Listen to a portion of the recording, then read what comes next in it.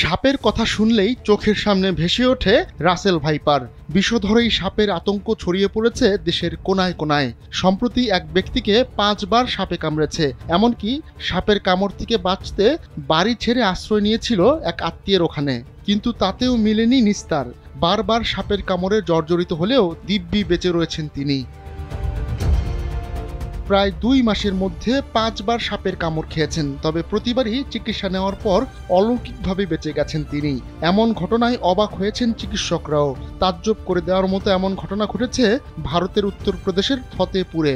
দেশটির সংবাদ মাধ্যম ইন্ডিয়া টুডে এক প্রতিবেদনে এ তথ্য জানিয়েছে।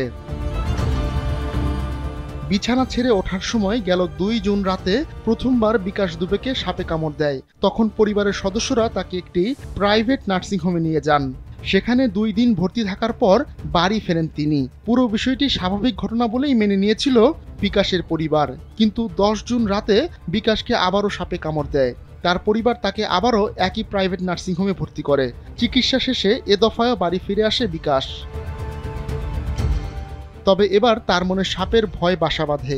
সতর্ক হতে শুরু করে বিকাশ, কিন্তু এর 7 দিন পর অর্থাৎ 17 জুন ফের বিকাশকে তার বাড়িতে একটি সাপ কামড় দেয়। এবার অজ্ঞান হয়ে যান তিনি। একই নার্সিংহোমে নিয়ে যাওয়া হয় বিকাশকে। সেখানে চিকিৎসা শেষে সুস্থ হয়ে বাড়ি ফিরে আসেন তিনি, কিন্তু এরপর আবার বিকাশকে সাপ কামড়ে দেয়। এবার চিকিৎসার জন্য গেলে অবাক হয়ে যান ওই নার্সিংহোমের ডাক্তাররা। এসব ঘটনার পর চিকিৎসকরা বিকাশকে কয়েকদিন বাড়ি থেকে দূরে থাকার পরামর্শ দেন।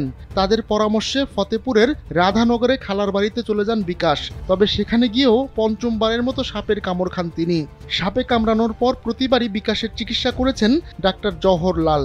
তিনি এ ঘটনায় তাজ্জব হয়ে গেছেন। 5 বার সাপের কামড় খেলেও বিকাশের অবস্থা এখন স্থিতিশীল। তবে তাকে কামড় দেওয়া সাপ বিষধর ছিল কিনা তা নিশ্চিত হওয়া যায়নি। আহমদুল্লাহ শিকদার, কালবেলা ডেস্ক।